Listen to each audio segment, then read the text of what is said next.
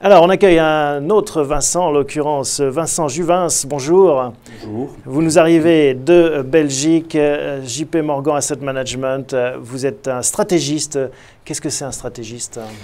Eh bien, on gère chez JP Morgan un certain nombre de fonds de SICAV diversifiés, des fonds d'investissement qui investissent autant en actions qu'en obligations. Et voilà, une équipe composée de stratégistes avec des profils divers se charge d'orienter, de piloter la stratégie d'investissement, de privilégier tantôt les actions par rapport aux obligations et au sein de ces poches d'aller allouer en fonction d'un ensemble de régions, un ensemble de thématiques. C'est ce qu'on appelle l'allocation d'actifs aussi.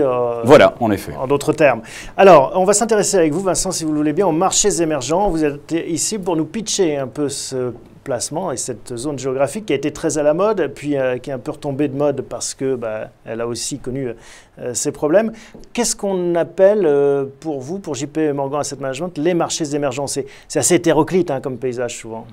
Il y a plusieurs manières de les définir, mais ce que j'aurais peut-être envie, moi, de mettre sur quoi je mettrais l'accent, aujourd'hui, on voit que des pays émergents comme la Chine, aujourd'hui, représentent en termes de PIB, je dirais presque autant que les États-Unis, voire davantage.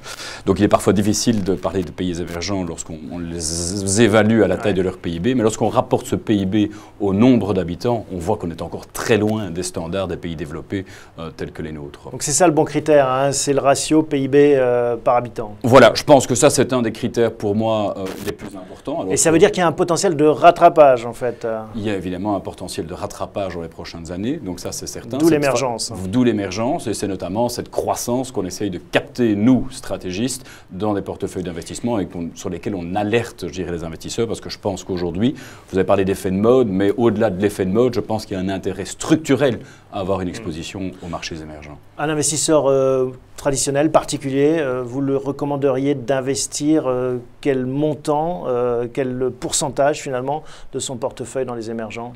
Vous savez, quand on est investisseur, on essaye toujours de gérer, je pense, son argent en bon père de famille et donc dès lors de répliquer une certaine réalité économique. Aujourd'hui, la réalité économique mondiale, elle est la suivante. 40%, voire davantage de l'économie mondiale est aujourd'hui émergente.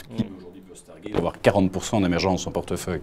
Très peu, la plupart des indices d'ailleurs, donc une faible exposition émergente. Mais ça serait la logique d'aller jusqu'à 40%. Je pense qu'in fine, il faudrait converger lentement, mais sûrement vers ce genre de niveau, ou à tout le moins, je dirais être en phase avec le poids des émergents dans les indices, notamment d'actions, et dans un indice comme le MSCI World par exemple, nous avons 11% d'émergents, qui aujourd'hui a 11% d'émergents dans ce portefeuille. Donc ce serait déjà pour moi le premier exercice, c'est d'arriver à un niveau neutre par rapport aux indices et demain d'essayer de répliquer davantage cette réalité économique. Faire émerger les émergents dans son portefeuille. Alors on parlait de la Chine qui a ralenti dans les chiffres, ces chiffres de croissance, alors qui font rêver ici en Europe, mais qui était un petit signal d'inquiétude. Qu'est-ce qu'on peut dire sur cette croissance du PIB de 7,3%? Mais quelque part, il est rassurant que la Chine, finalement, prenne les mesures pour assurer davantage la pérennité de sa croissance que là, je dirais, la vitesse à tout prix. Donc c'est aujourd'hui privilégier la qualité de la croissance. Finalement, on peut utiliser la métaphore, se dire, OK, si on est sur le périphérique parisien, est-ce qu'on ira plus loin en roulant à 90 qu'à 200 ? Eh bien, je pense objectivement qu'on ira plus loin à 90. C'est 70 à la limite, pour ceux qui nous regardent aussi. Vous ne prenez pas de risque de perdre vos points non plus. Voilà, mais je pense qu'aujourd'hui... La métaphore est celle-là. Ouais. Voilà, dans ce qui était important pour la Chine aujourd'hui, c'est de se dire, OK, croître à 10% par an, eh bien, ça va au détriment de l'environnement, ça va au détriment, ça crée des désordres sociaux que la Chine ne peut pas se permettre. Et aujourd'hui, elle prend les mesures, elle prend les réformes structurelles pour, je dirais, assurer la pérennité de cette croissance. Et là, en tant qu'investisseur long terme, eh bien, j'ai envie de parier sur un pays comme la Chine. Pourquoi c'est intéressant d'investir dans les émergents, puis vous nous direz peut-être lesquels vous préférez en ce moment, aujourd'hui? Mais tout d'abord, en termes de diversification, je pense qu'aujourd'hui, les investisseurs occidentaux et européens souffrent d'un ce qu'on appelle un biais domestique. Donc, la part France ou Europe dans nos portefeuilles est surreprésentée.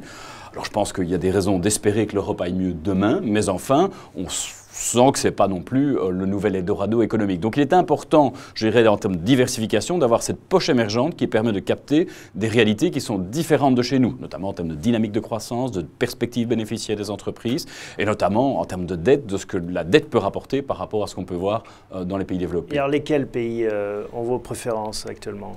Alors actuellement, l'Asie se démarque, notamment par les réformes structurelles qu'elle engage, notamment par ses perspectives de croissance, notamment parce qu'elle souffre moins de la la baisse du prix des matières premières qui est à mettre, je dirais, notamment à l'actif, ce qu'on peut voir sur les marchés pétroliers. On a pu l'évoquer il y a quelques instants, notamment le gaz de schiste et le pétrole de schiste qui aux États-Unis vient en tout cas déprimer en tout cas les prix des matières premières. On voit que la Chine aussi réoriente sa politique de croissance et est moins gourmande en matière de premières. Donc ça veut dire que des zones comme l'Amérique latine souffrent assez fort aujourd'hui de la baisse sensible du prix des matières. Et au sein de l'Asie, quel pays plus précisément? La Chine, l'Inde ont tous deux nos préférences. Maintenant, attention, évidemment, comme toute chose, dès lors qu'il y a des développements positifs, eh bien, ces actifs se renchérissent. On est par exemple assez positif sur l'Inde, mais d'un point de vue économique, mais d'un point de vue investissement. Aujourd'hui, on se rend bien compte que la bourse indienne est très chère. Donc il y a une question de timing. Et alors justement, en termes de classe d'actifs, c'est aussi votre spécialité, plutôt actions, plutôt obligations sur ces pays, comment est-ce qu'on y va? Aujourd'hui, je pense que, comme en toute chose, une approche diversifiée se justifie. Il existe aujourd'hui des structures que nous distribuons, par exemple, qui permettent d'avoir une approche diversifiée des marchés émergents, qui permettent d'exposer tant aux actions qu'aux obligations. Il y a une préférence actuellement, dans une période où les taux pourraient remonter, est-ce qu'il faut plutôt aller sur les actions? Aujourd'hui, j'ai peut-être, à l'heure actuelle, une petite préférence pour l'obligataire émergent, dans la mesure où on est confronté, en zone euro comme aux États-Unis, à un environnement de taux très bas. Or, les taux dans les pays émergents sont relativement élevés. On peut parler d'une fourchette de 5 à 8% selon les signatures, les ratings des émetteurs. Et là, c'est évidemment très intéressant. Ça nous protège d'une hausse de taux éventuelle et quelque part, ça nous ménage un rendement confortable. Bon, merci Vincent. Jonathan, vous êtes revenu nous voir parce que ça donne faim, ça donne envie, c'est bien vendu. Après, quand on est à Paris et qu'on se dit, voilà, moi j'aimerais bien avoir des obligations indiennes, comment je fais concrètement?